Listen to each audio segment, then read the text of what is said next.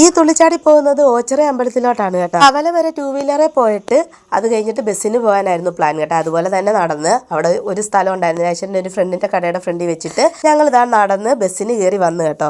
ആദ്യമായിട്ടാണ് കേട്ടോ ഭർത്താക്കന്മാരില്ലാതെ ഇത്രയും ദൂരം പോകുന്നത്. ഒരു വെല്ലുവിളിയായിട്ട് തന്നെ ഞങ്ങൾ പോയതാ കേട്ടോ. കഴിഞ്ഞ വർഷമേ ഞങ്ങൾ പ്ലാൻ ചെയ്തായിരുന്നു, അവർക്കെല്ലാം അങ്ങ് ധൃതി. അതുകൊണ്ട് നമുക്കൊന്ന് സ്വസ്ഥമായിട്ട് തൊഴുത് എല്ലാ കടകളിലും ഒക്കെ ഒന്ന് കയറി ഇറങ്ങണമെങ്കിൽ ഞങ്ങൾ ഒറ്റയ്ക്ക് വരണമെന്നും പറഞ്ഞിട്ട് ഈ വർഷം സത്യം പറഞ്ഞാൽ ഒരുപാട് വർഷമായിട്ട് ഞങ്ങൾ അങ്ങനെ പറയാറുണ്ട് കേട്ടോ. പക്ഷെ ഇതുവരെ അങ്ങനെ സാധിച്ചിട്ടില്ല.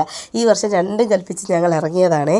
അവിടെ ഞങ്ങൾ രാവിലെ ചെന്നതുകൊണ്ടായിരിക്കാം വലിയ തിരക്കൊന്നും ഇല്ലായിരുന്നു കേട്ടോ. അതുകൊണ്ട് സ്വസ്ഥമായിട്ട് തൊഴുത് ഇടിയിലൊന്നും പെടാതെ ആമിക്കുഞ്ഞുമായിട്ട് സ്വസ്ഥമായിട്ട് ഞങ്ങൾക്ക് തൊഴുതിറങ്ങാൻ പറ്റിയേ.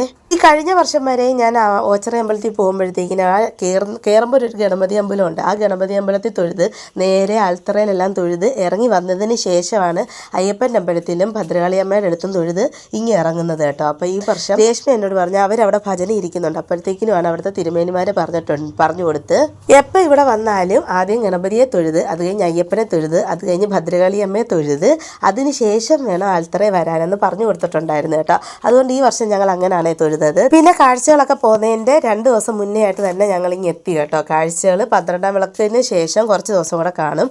ഞങ്ങൾ 12 വിളക്ക് കഴിഞ്ഞിട്ടാണ് പോയത്. ആദ്യം ആമിക്കുഞ്ഞ് കാളെ കണ്ടപ്പോൾ ഒന്ന് പേടിച്ചെങ്കിലും പിന്നെ ദക്ഷിണയൊക്കെ ഇട്ട് തൊഴുത് കേട്ടോ. പിന്നെ ആളിനെ ഒന്ന് ഊതിക്കുകയും കൂടെ ചെയ്ത്. ഞാൻ കരുതി ഒറ്റയ്ക്ക് ആൾ ഇരുന്ന് കൊടുക്കത്തില്ലായിരിക്കും ഒന്ന് ഊതിക്കുന്നെടുത്ത്, പക്ഷെ ആൾ ഇരുന്ന് കൊടുത്ത് കേട്ടോ. നല്ല കുട്ടിയായിട്ട് ഇരുന്ന് കൊടുത്ത്. അതുകൊണ്ട് ആ അപ്പൂപ്പനെല്ലാം നല്ല രീതിയിൽ പറഞ്ഞെല്ലാം ഊതുകയും ചെയ്തേ.